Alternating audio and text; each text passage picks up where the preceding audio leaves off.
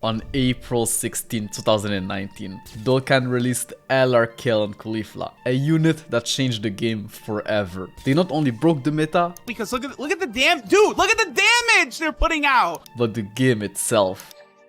Oh yeah, okay. So stay tuned while we uncover the history behind one of Dokkan's biggest mistakes.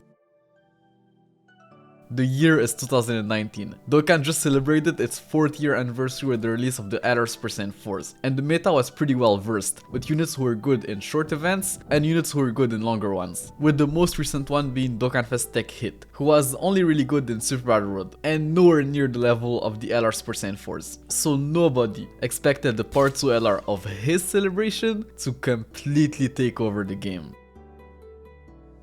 On April 15th, their details were revealed, and they just looked insane. They led arguably one of the best category in the game, Joint Forces, the category that not only featured some of the best units in the game, it's also the category that had the most amount of LRs, featuring something like 17 or 18 LRs at the time, which was just crazy. They then stacked defense on their 12 and 18 key super attacks, had built-in dodge chance, and key that was very important for LRs. Like, one of the reasons why the LR Force were so dominant at the time was because of the additional key they got per key spheres obtained. It made it very easy for them to get their 18 key super attack, and their 66% dodge chance fully built up was also pretty insane. I remember that one of the best TRs at the time was in Janemba, and that guy was known for being an absolute behemoth, dodging attacks left and right, and he only had a 30% dodge chance. Yeah, those were different times. They then had 10% attack per ally who were on the Universe 6, Joint Forces, or Pure Saiyans category, as well as an additional super attack when facing a Pure Saiyan or Universal Survival Saga enemy. So at first glance, they already looked like one of the best units in the game. But there was one detail that we missed out on at the time, something that changed absolutely everything. You see, the wording they used for that second part of their passive wasn't the usual wording we were used to, and once they were in game, it was clear that they could do way more than what we initially thought. They didn't get 10% attack for every ally who were in one of those 3 categories. They got 10% attack per ally on those categories, meaning if a unit had all 3 of those categories, then that would give them an additional 30% attack, meaning that the ceiling of that part of their passive wasn't 70%, but actually 210% attack. Sure, you couldn't really achieve that buff at a time because there weren't enough units who were on all of those categories at the same time, but if you had their TUR and SSR, you could still get up to an additional 180% attack, which was just absolutely insane. For an LR, this was just crazy, because keep in mind that they had one of the highest base attack stat in the game. So this was just an insane buff to have. And if that wasn't crazy enough, the other part of their passive was worded in the same way, meaning that if you were facing an enemy who was on both the Universal Survival Saga and Pure Saiyan category, then they would launch 2 additional super attacks. Like, you guys have no idea how broken this was at the time. Like, a guaranteed additional super attack on an LR was already insanely good, so 2 of them was just ridiculous beyond belief, especially coupled with their defense stacking on super. So they were not only insane offensively, but also defensively. Like, they were clearly the best unit in the game, right here and there. So you could say that they broke the game in a sense. But the crazy part is that they actually broke the game. If you're not familiar with it, there used to be some sort of key multiplier bug in the game, a bug that affected units who had built-in key in their passives, mainly key that they got on super, and it made it so that they would launch higher attack stats than usual when overflowing with key, because that key would in some weird way buff their key multiplier. And the thing is that Kale Caulifla gained key with each attack performed, so when they were officially out, because they could attack so many times within the turn, and because of the fact that their link set was essentially just filled with key links, well, it broke something within the game. They weren't just having like a higher key multiplier anymore. They were able to launch additional 18 key super attacks, which was just crazy. So crazy that Dokkan quickly tried to fix that bug in their next update, the update 4.3.0, and that's when things got really bad. Alright guys, so Dokkan has a problem, a very big problem. In a failed attempt to fix that key multiplier bug, they somehow just broke the game.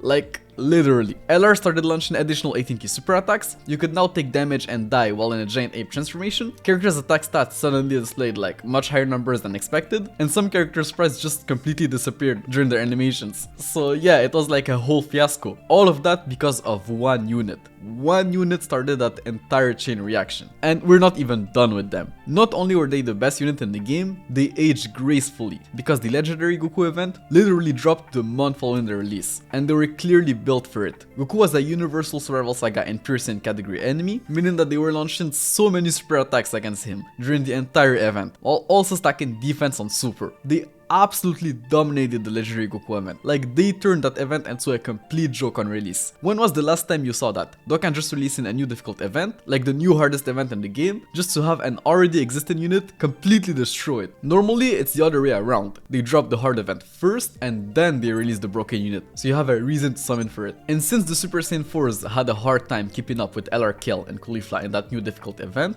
the gap between them just became even bigger. So big that people were starting to debate if LR Kale and Caulifla weren't just the best unit in the game at 55%. Like, some people, including me, genuinely thought that LR Kale and Caulifla at 55% were better than the whole game rainbowed. Obviously the APT guys proved us wrong real quick with that one, but if I remember it correctly, at 69% they were actually better than the whole game rainbowed. So the point still stood. They were just too good, to the point that people started looking at their TOR and thinking that maybe their TOR was the best TOR in the game. And honestly, they were probably right. Their TOR had the exact same kit as their LR, just with lower numbers. So just think about it for a second. LR Kale and Caulifla were not only the best unit in the game, their TOR was also one of the best units in the game. Like, how bad do you have to mess up to release a unit like that? Like, I just don't get it. Like, that unit was definitely a mistake. Since because of them, the 5th year anniversary was the only anniversary in Dokkan history where the new anniversary units weren't the best units in the game on release. People thought that they were at the time because of like all the hype, but if you weren't blinded by it, you could clearly see that LR Kale and Caulifla were still the best unit in the game, which was just crazy. Oh, and if them being the best LR, TOR, and honestly probably even SSR weren't enough, they also came with 2 new banner units, who were for sure some of the best banner units the game had ever seen. They both stacked attack and defense on super, which was just phenomenal for the legendary Goku event. Tech Caulifla had guaranteed dodge against a universal survival saga or pure Saiyan category enemy, so she was one of those units that you could slap on any team, even without a leader skill buff, as long as you were facing an enemy of one of those categories. This card single-handedly made Dokkan rethink the way they made their endgame content, and later on started including bosses that disabled dodge. And if guaranteed dodge wasn't enough, on a full Universe 6 and Pepigol's team, she had 84% dodge chance. Like, she had more dodge chance than int MUI Goku, and guaranteed dodge against MUI Goku.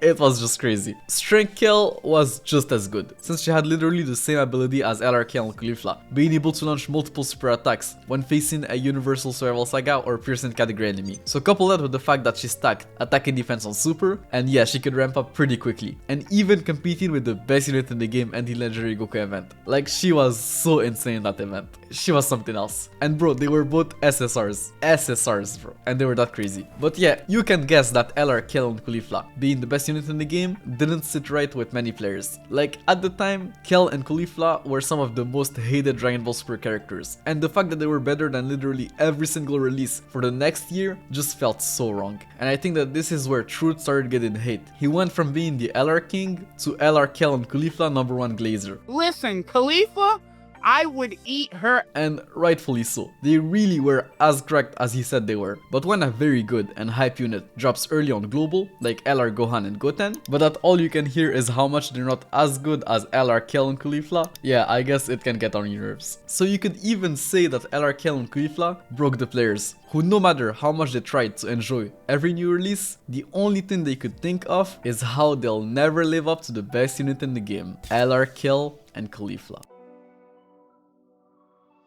Alright, so this is it for today's video. Hope you enjoyed it. If you did, drop in a like and a comment for the algorithm would mean a lot. Like, really mean a lot. And if you're a newer player, I hope this helped you see just how insane LR Kale and Caulifla were on release. If you want to see more Dokkan history, feel free to check out my Dokkan history series. It should pop up on your screen, or I'll link it in the description down below. Take care of yourself, and I'll see you in the next one. Peace.